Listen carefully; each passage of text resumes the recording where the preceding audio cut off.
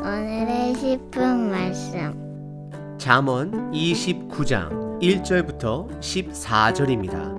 2절 한 절 읽도록 하겠습니다. 의인이 많아지면 백성이 즐거워하고 악인이 권세를 잡으면 백성이 탄식하느니라. 전장 잠언 28장에서는 말씀이 우리 삶의 기준이 되어 값진 노동을 통해 얻어지는 수입으로 어려운 분들을 도울 수 있는 값진 마음이 있어야 함을 나누었습니다. 그리고 이어서 오늘 본문 잠언 29장 전반부에서는 두 가지 질문을 우리에게 하고 있습니다. 첫 번째는 나는 이 사회 속에 의인으로 살아가는가? 그리고 두 번째 질문은 난 가난한 분들을 돌보는 의무를 다하고 있는가? 이 두 가지 질문을 던지고 있습니다. 오늘 본문을 통해 한번 답해 보시기를 바랍니다. 다시 한번 두 가지 질문입니다. 여러분들은 이 시대의 의인이십니까?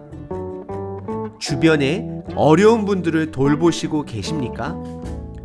오늘 본문의 주제 키워드는 세 가지입니다. 첫 번째는 은혜, 두 번째는 의인, 세 번째는 구제입니다. 첫 번째 키워드 은혜는 1절과 13절에 드러납니다. 먼저 1절입니다. 자주 책망을 받으면서도 목이 곧은 사람은 갑자기 패망을 당하고 피하지 못한다라고 말합니다.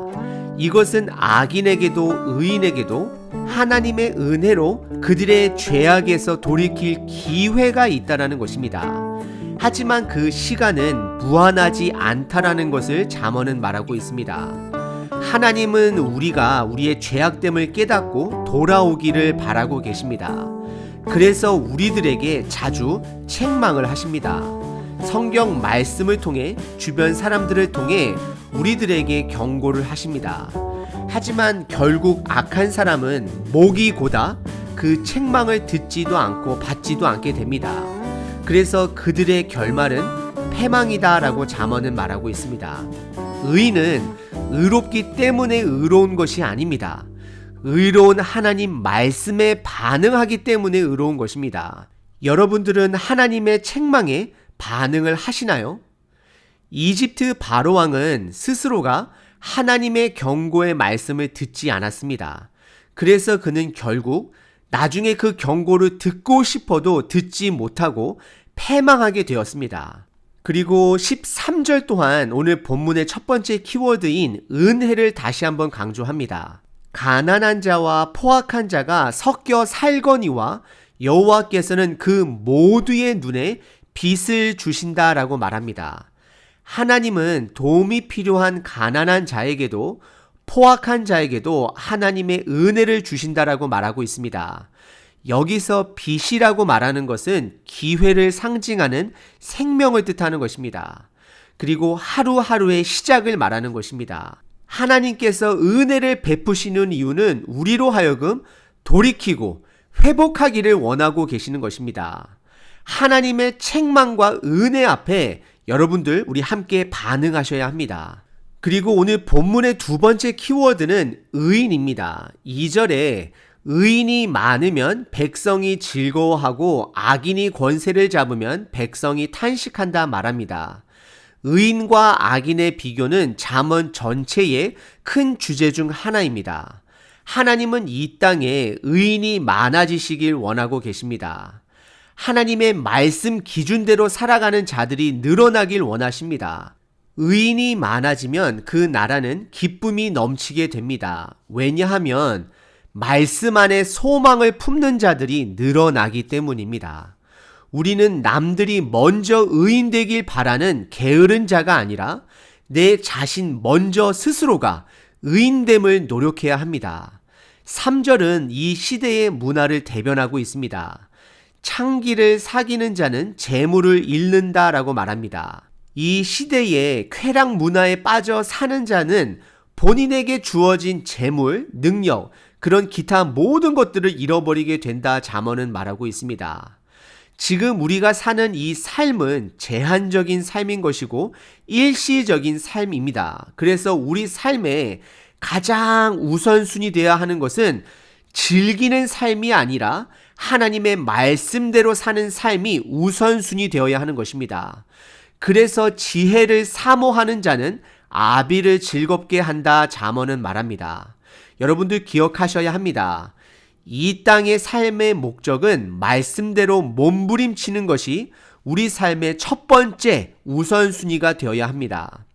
4절은 정의와 뇌물을 가지고 비교하고 있습니다. 왕은 정의로 나라를 견고하게 하고 뇌물이 가득한 나라는 망하게 된다라고 잠언은 말합니다. 특별히 지도자들이 정의로워야 합니다. 왜냐하면 그들에게는 결정권이 있기 때문입니다. 그래서 잠언은 왕은 정의로 나라를 관리해야 함을 강조하고 있습니다. 5절은 악인의 모습 중 하나인 아첨하는 자들을 향해 경고하고 있습니다. 이웃에게 아첨하는 것은 그 발 앞에 그물이 된다라고 말합니다. 아첨이라고 하는 것은 내가 원하는 것을 얻기 위해 진실보다는 상대방이 듣기 원하는 말을 하는 것이 아첨입니다. 아첨이 가득한 나라는 뇌물이 가득한 나라이고 그런 나라는 패망을 향해 달려갑니다. 하나님이 믿음의 백성을 통해 바라시는 것은 구별된 삶입니다. 주변 사람들의 눈치를 보지 않고 담대하게 정의롭게 살아가야 합니다.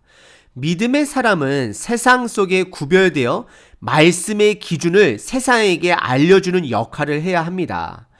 예수님은 이 땅에 오셔서 너무나도 분명한 기준이 되어 주셨습니다. 그래서 예수님 삶 앞에는 의인과 악인이 확연하게 나뉘는 것을 보게 됩니다. 여러분들은 예수님 앞에 의인이신가요? 악인이신가요?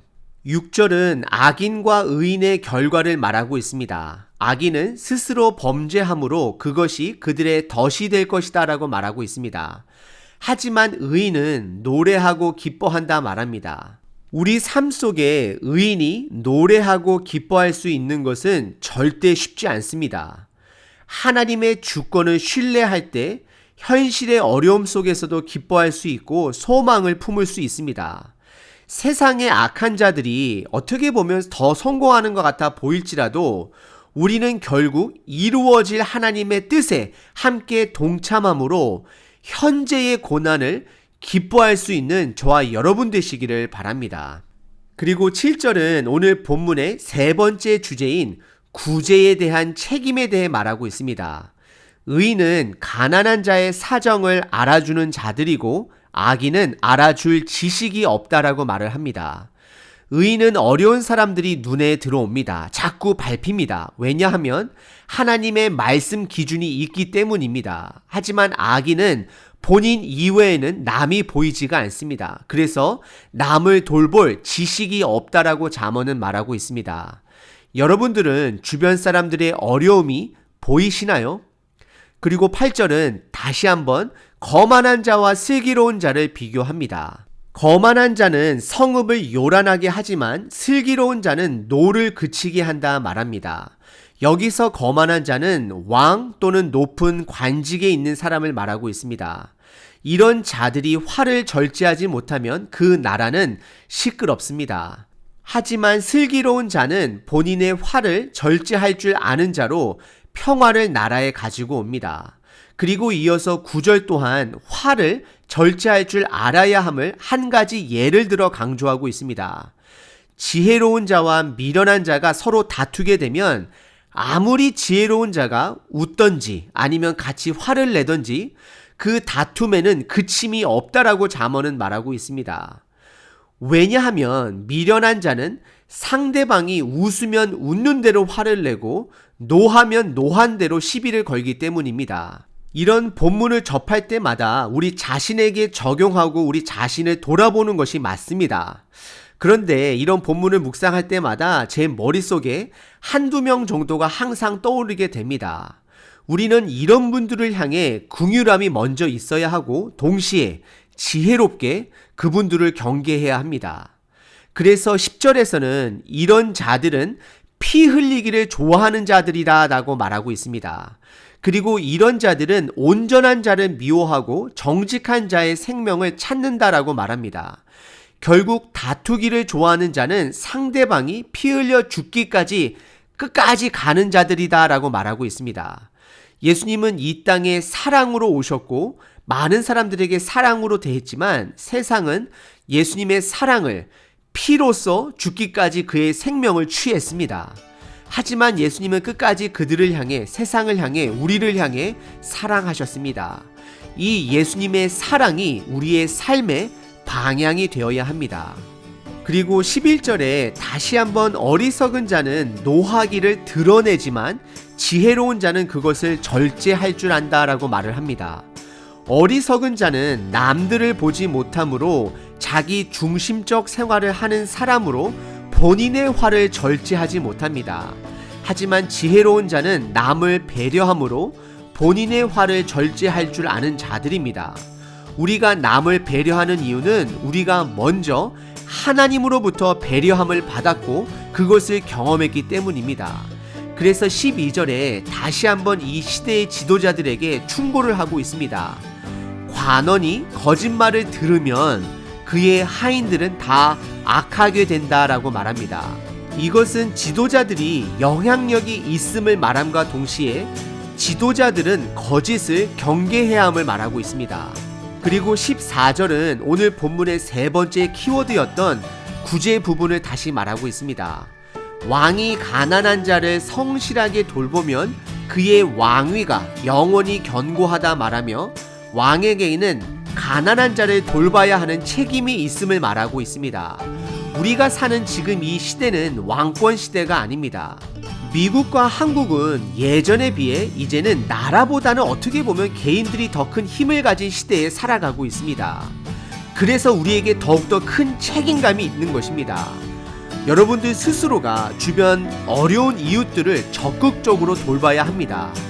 오늘 본문은 세 가지 주제로 살펴봤습니다. 첫 번째는 하나님의 은혜, 두 번째는 악인과 의인, 그리고 세 번째는 구제의 책임입니다. 지금 우리가 사는 시대는 하나님의 은혜의 시대에 살고 있습니다. 이 은혜의 시대가 영원하지는 않습니다. 분명 끝이 있습니다. 그렇기 때문에 하나님의 은혜에 날마다 반응하셔야 합니다. 끝까지 그 은혜를 무시하게 되면 결국 악인의 결말인 패망이 우리를 기다리고 있습니다. 오늘 하루 하나님의 은혜 앞에 주변 어려운 자들을 돌봄으로 의롭게 반응하시는 하루 되시길 바랍니다.